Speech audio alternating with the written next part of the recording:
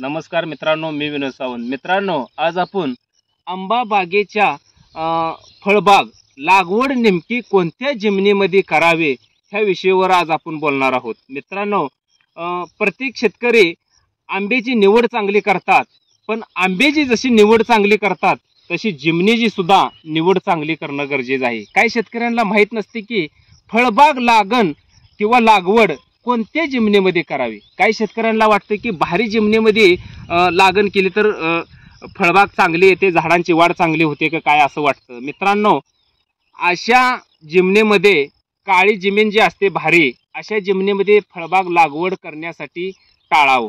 का तर मित्रांनो, त्या जमिनीमध्ये निचरा होत नसल्यामुळं जमिनीमध्ये कायम ओलावा राहतो. त्याच्यामुळं झाडाची मुळी पाहिजे तशी वाढू शकत नाही, मुळकूज होते.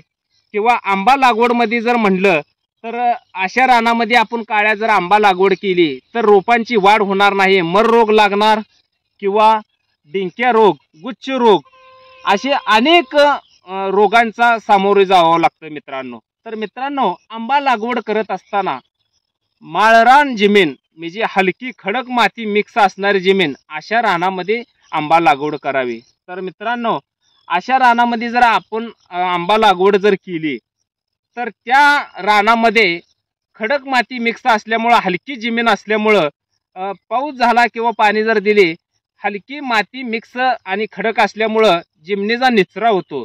निचरा झालेल्या जमिनीमध्ये झाडाची मुळी चांगली चालते आणि झाडाची मुळी जेवढी फास्ट चालते तेवढी वरती झाडाची क्रिया, झाडाची वाढ भरपूर होते. मित्रांनो, ही माहिती पाहिजे, कारण काही शेतकऱ्यांना माहीत नसल्यामुळं चुकून लागण होते. आता आपण एक अशाच रानामध्ये, काळ्या रानामध्ये आंबा लागवड केलेल्या सध्या आपण बागेमध्ये उभा आहोत.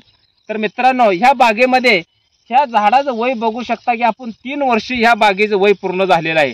3 ते 4 ते 5 वेळा ह्या बागेमध्ये तुटाळ सांधलेले आहे, तरी सुद्धा ह्या बागेची तुटाळ भरून निघालेली नाही. अजून सुद्धा आपल्याला या बागेमध्ये अनेक प्रकारचे रोगची रोपं बघायला मिळतील. तर मित्रांनो, आता आपण बघूया झाडाला मर रोग लावून शेंड्याकंड झाड खाली वाळत जाऊन कशी झाडांची तुटाळ झालेली आहे आणि गुच्छ रोग सुद्धा आता आपण बघणार आहोत. मित्रांनो, आपण बघू शकता की पूर्ण ही काळी माती आहे, म्हणजे भारी जमिनीमध्ये ह्या शेतकऱ्यांना आंबा लागण केलेली आहे. तर अशा मातीच्या शेतामध्ये लागण केल्यामुळं आपण बघू शकता की हे पहा की झाड वरच्या साईडनं झाड रिवर्स खाली वाळत चाललेलं आहे. असे झाडांचे मर रोग होतो.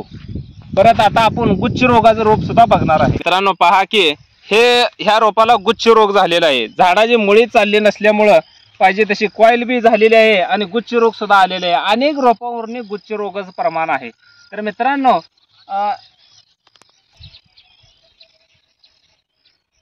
मित्रांनो, माझी एकच आंबा सर्व शेतकऱ्यांना विनंती आहे, आंबा लागवड करत असताना कमीत कमी की जास्तीत जास्त हलकी जमीन वापरावी.